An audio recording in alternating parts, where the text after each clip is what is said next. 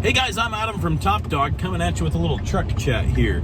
So, I apologize whenever I'm making these. As you know, I won't be looking at the camera much because I'm keeping my eyes on the road, so sorry if that bugs you. But wanted to be able to talk with you about something real quick that's really important to me because on almost a daily basis, I get folks that come to me asking either my opinion about what dog park I think is best, or telling me that one of their goals in their training is being able to get their dog to go to the dog park.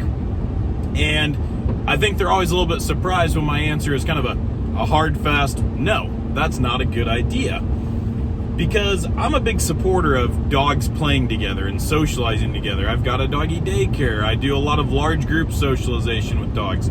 I use dogs that are fear aggressive towards other dogs and things, and I use groups of dogs to help them pull through that.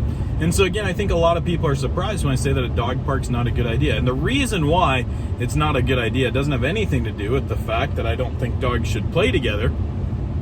It has everything to do with a couple of other facts. There's a couple main reasons why I don't support dog parks. In theory, they're a great idea, but in practice, they just aren't followed through correctly. So one of the first reasons why a dog park isn't a very good idea is that it's a great breeding ground for diseases and parasites for your dog.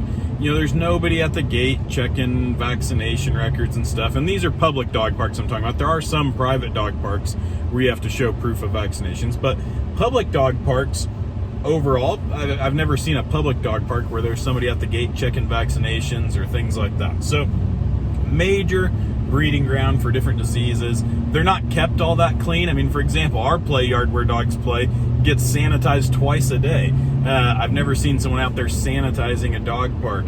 Yeah, people are supposed to be picking up their own poop, but I've never been to a dog park where I couldn't find a bunch of poop laying around either, you know? So again, a lot of parasites, a lot of issues and things like that are going on health-wise for your dog. The second issue to me that's even more concerning is the lack of involvement of the dog owners at dog parks. I see a lot of folks when they walk into the dog park, they got their Starbucks in one hand, their coffee in the other hand, or sorry, their Starbucks in one hand, their phone in the other hand, and you know, they're really preoccupied with what they're doing, and they're not paying attention at all to what the dog's doing. They think, yeah, the dogs can just kind of govern themselves. Unfortunately, in the dog world, yeah, they can govern themselves, but oftentimes that governing means there's going to be some squabbles about who's in the leadership roles and things. And those squabbles can get dangerous very quickly. And so I've seen some of the absolute worst dog fights of my career.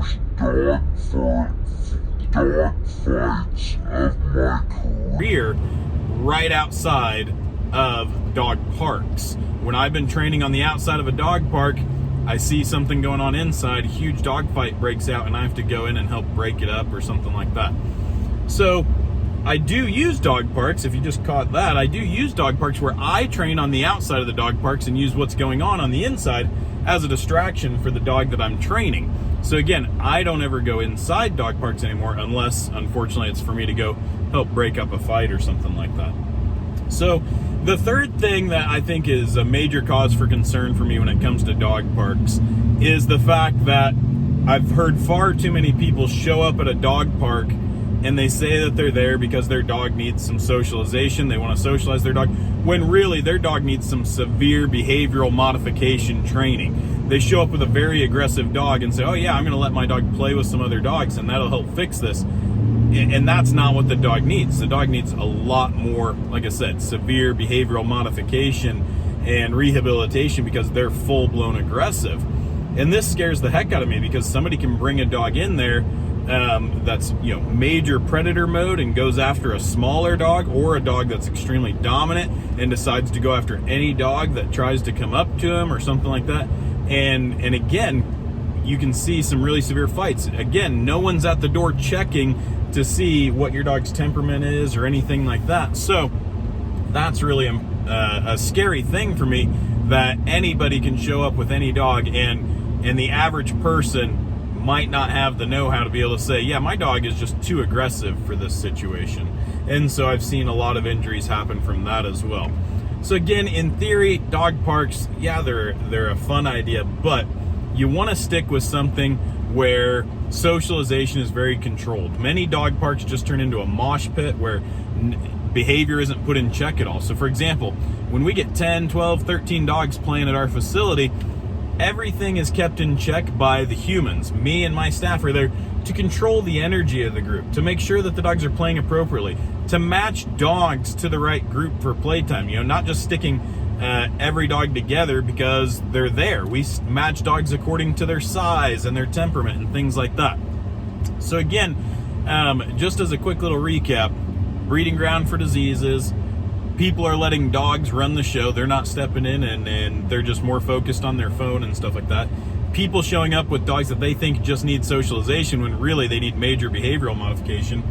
And again, that last thing I was just talking about, where it kind of goes with the second point too, but just the humans need to kind of be running the show, because if the dogs are running the show, oftentimes they make really poor choices. So again, the humans are there to correct, to be the referees. I've heard a lot of dog trainers use that, so I'll steal that for a second. To play referee when it comes to that socialization, because again, if the dogs are making all the rules, they can tend to make a lot of bad choices when it comes to those rules. So again, find an appropriate doggy daycare, one that has monitored playtime, where the humans are out there correcting dogs that are acting inappropriately, where they're matching dogs according to size and temperament. Find a situation like that to play in. Get together with friends and neighbors and set up your own play groups with your dogs in your own backyards and things like that. Those ideas are going to be much safer and much better for your dog in the long run than going and just participating in a random dog park where you never know what's going to happen. So anyway, guys, I'm Adam from Top Dog. Thanks so much for joining me. Again, if you need more ideas and tips on how to socialize your dog or anything like that, let me know. I'd be happy to help you out. And unfortunately, avoid those dog parks. Thanks for watching.